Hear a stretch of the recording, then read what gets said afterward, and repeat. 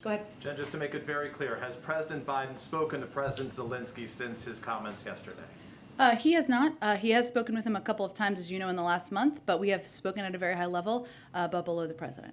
Let me ask you if I can follow up on the questions about voting rights and the integrity of the election. You said the president's intention was not to cast doubt on the upcoming midterms, but when a reporter followed up, the president said to him, "I'm not saying it's going to be legit. The increase in the prospect of being illegitimate is in direct proportion to us not being able to get these reforms passed." So yes or no, does the president believe, if all remains as it is right now, that the elections this fall will be legitimate?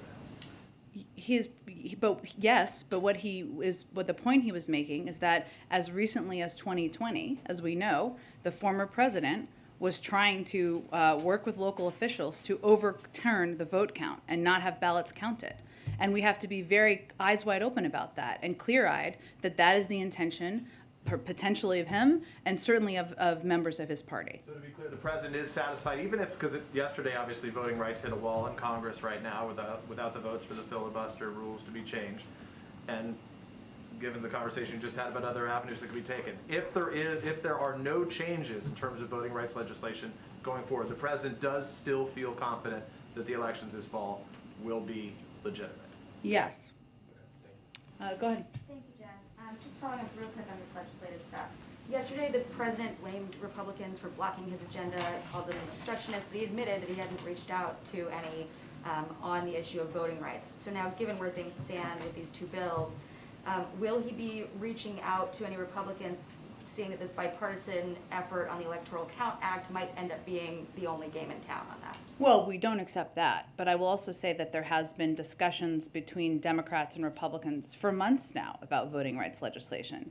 They have been invited multiple times, a part of the conversation, reached out to, engaged with. 16 of them have supported the protection of voting rights legislation in the past and declined to do that this time. They are not uninformed about exactly what this legislation would do, and they've always been welcome to be a part of the conversation. They decided not to, and I think that's important for people to understand. Real quick question on crime, then I want to ask about Ukraine. Ahead of the president's meeting with the mayor's conference tomorrow, some of the biggest headlines this week have been the New York City woman being pushed to her death in a subway, the woman in LA being murdered allegedly by a career criminal. I saw this morning that you went on TV and reiterated the president's position. Yes, on Fox. Thank you for joining us. That he wants to fund police and make clear that crime is something that this White House takes seriously. But you guys have not weighed in on the actions from these prosecutors. So why hasn't the administration weighed in on some of these new policies from DAs who are downgrading certain crimes or refusing to prosecute certain crimes, given that it could undermine some of these broader efforts that your White House is making to show that it takes crime seriously? Well, one, there is a law enforcement component and a justice component of the federal government, right?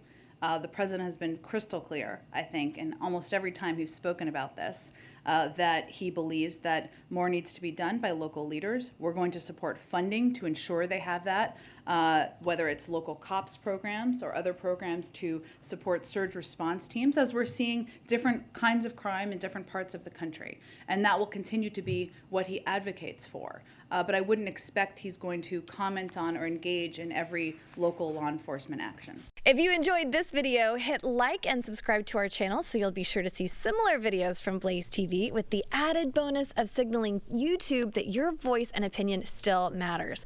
And if you're looking for more great conservative content, check out one of the 2 videos suggested here.